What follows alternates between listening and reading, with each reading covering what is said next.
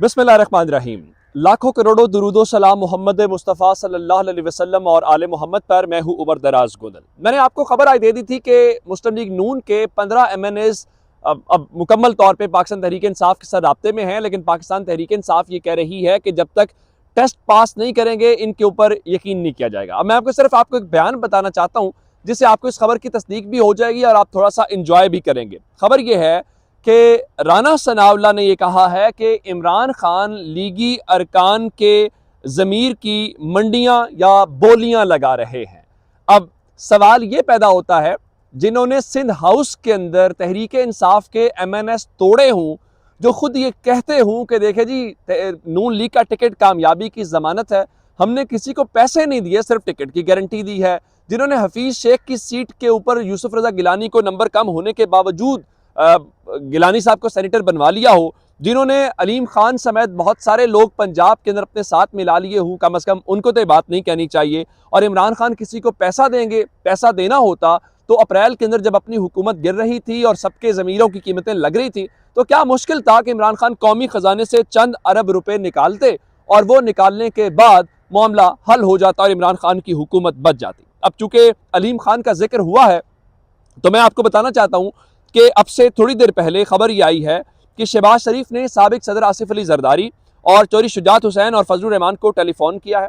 Telephone करने के बाद उनसे मुशावरत की है निगरान वजीर आला के नाम के ऊपर।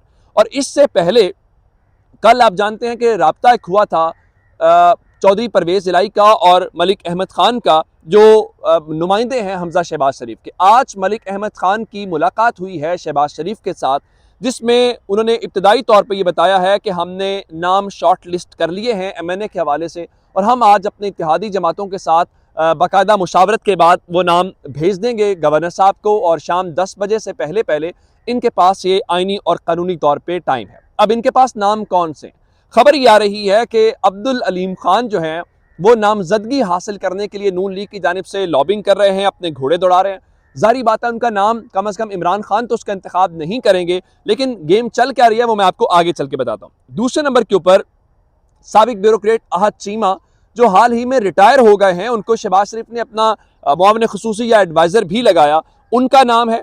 और तीसरे नंबर के ऊपर वो शख्सियत जो कभी सहाफ़ी बन जाती है, कभी वो चाहती है तो चेयरमैन PCB बन जाती है, कभी चाहती है तो वो पंजाब का निगरान वजीर आला, और वो है नजम सेठी। लेकिन इत्तलात ये है कि नजम सेठी के नाम के ऊपर मुख्तलिफ जो पार्टीज़ हैं, जो इनकी इत्तेहादी जमातें हैं, उनको भी एतराज़ है।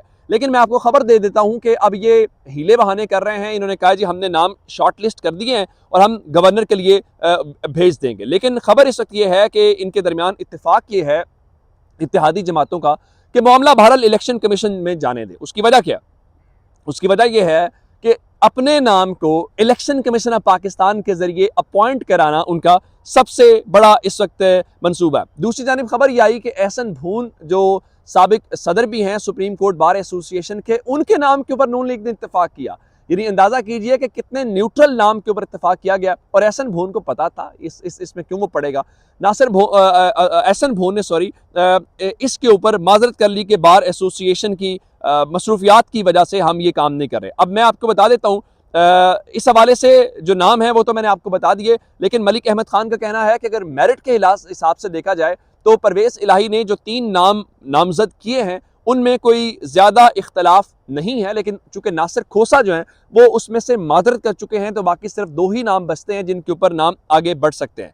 लेकिन सूरत हाल क्या है? चौधरी परवेज़ इलाही ने एक और इंकशाफ आज किया। वो आज दाता दरबार के बाहर पार्किंग प्लाजे के हवाले से उन्होंने इफ्तिताह किया। उस मौके पर उन्होंने बताया है कि बैकडोर मुज़ाकरात चल रहे हैं, इन्हें जल्द पता चल जाएगा।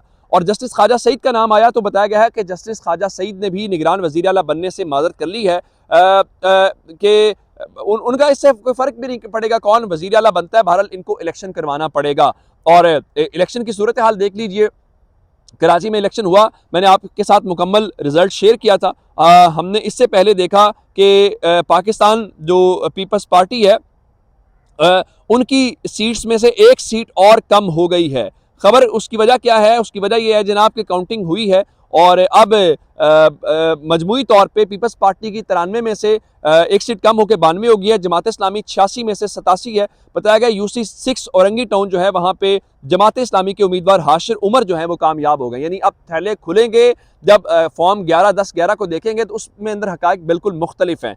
इस किस्म की चीज़ें ये हो रही हैं। अब मैं आपको बता देता हूँ कि आज सूरत हाल इस वक्त है क्या और मामला चल कैसे रहा है। मामला इस तरह से चल रहा है कि खैबर पख्तूनख्वा असम्बली का सवाल था कि आज तहलील होती है या नहीं होती। वज़ीर आला ने काबीना के इजलास से सदारत की है जिसमें उन्होंने ये कहा है कि आज हम समरी भेज देंगे, आज शाम को समरी तहलील करने की। और उसके बाद फवाद चौधरी ये कह रहे थे कि अब ये इलेक्शन यकीनी हो गए हैं, इसके अलावा कोई हल नहीं है। अब तहरीक इंसाफ ने जाना है कौमी असम्बली के अंदर वापस।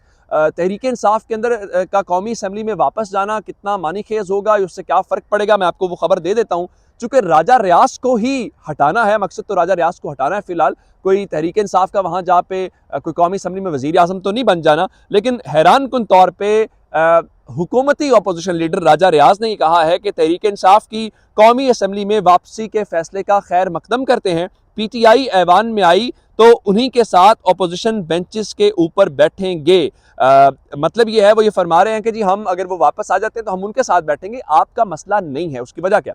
उसकी वजह यह है, अगर PTI वापस आती है तो जारी बात है उनका एक पार्लिमानी लीडर भी बनेगा और पार्लिमानी लीडर बनने के बाद चूंकि राजा रियाज हूँ या दीगर हूँ, ये सारे के सारे टिकट मुंतखब होकर आए हुए हैं तहरीक इंसाफ के बल्ले के निशान के ऊपर और पार्लिमानी लीडर को फॉलो करना पड़ेगा। अगर पार्लिमानी लीडर को आप फॉलो नहीं करेंगे तो आप कौमी असम्बली से डिस्क्वालीफाई हो जाएंगे। तो इसमें आपका वो कोई कमाल नहीं है कि आप वो करें। अब चूंकि बात कौमी असम्बली की हुई है तो नैब तरामीम का बड़ा एक अहम मामला है और नैब तरामीम के ऊपर आज सुप्रीम कोर्ट के अंदर अहम समाअत हुई।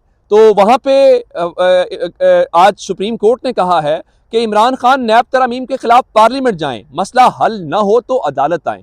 एक सवाल, बड़ा इंपॉर्टेंट सवाल वहां पे उठाया गया कि जो सारी बातें हैं कि ये सारा पार्लियामेंट वाला मामला जो है, सबने कहा जी आपको वापस जाना चाहिए या नहीं जाना चाहिए।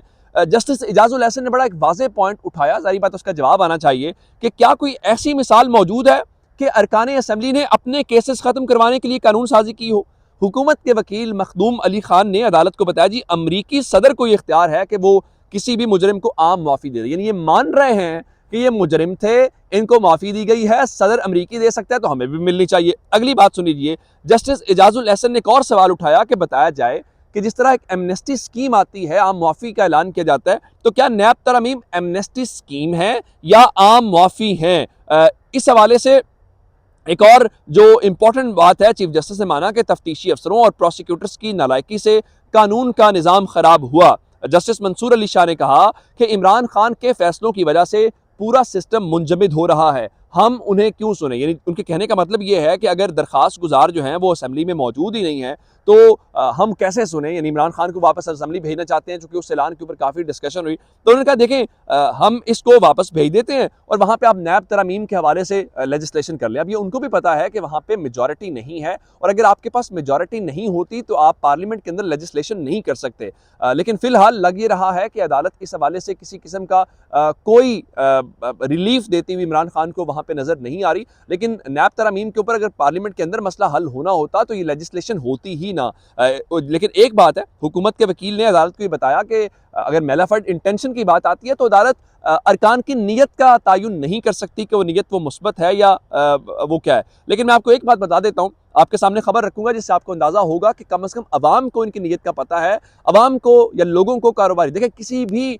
मुल्क के निज़ाम का अंदाजा होता है कि वहाँ पे जो कारोबारी लोग हैं उनका एतमाद कैसा है, वो इन्वेस्टमेंट कितनी कर रहे हैं या उनको यकीन कितना है स्टेबिलिटी का। आज पाकिस्तान की स्टॉक एक्सचेंज मार्केट जो है वो तकरीबन 2.5 साल की कम तरीन सतह पे, 30 महीनों की कम तरीन सतह के ऊपर बंद हुई है और आज स्टॉक मार्केट 1379 पॉइंट्स यानी 3.47% आज पाकिस्तान की स्टॉक मार्केट, ब्लड बाथ का लफ्ज़ इस्तेमाल किया गया आज के वहाँ पे वो सूरत हाल हमें नजर आई है। और इंडेक्स जो है वो जुलाई 2020 के बाद 27 जुलाई 2020 के बाद कम तरीन सतह 38,342 पॉइंट्स के ऊपर बंद हुआ है। लेकिन वो जाहिर बात है उसके ऊपर खुश हैं, वो तो कह रहे हैं जी इंडिया हमारे साथ मुज़ाकरात करे। जब तहरीक इंसाफ ने कहा देखें ये सौदेबाजी कर रहे हैं, हमारी पोजीशन बहुत वाज़ेह है, जब तक 5 अगस्त का पॉइंट वापस नहीं लेंगे हम उनसे मुज़ाकरात नहीं करेंगे। तो उसके बाद राना सनावला भी शहबाज शरीफ की कश्मीर के ऊपर तकरीरों के ऊपर तस्वीर वीडियो जारी कर रहा है, और वजीर आजम हाउस की जानिब से आ गया जी हमने जो ऑफर दी है ना मुज़ाकरात की वो क्या है जी, वो मशरूत है, यानी वो इकदाम वापस लिए जाएं तो उसके बाद हो सकते हैं। भाई आपने जो करना था कर दिया, वो तो आपको जब रद्देमल नजर आया तो उसके बाद आप वजाहतें देते हुए नजर आ रहे हैं। अपना बहुत सारा ख्याल रखिएगा। खुदा हाफिज।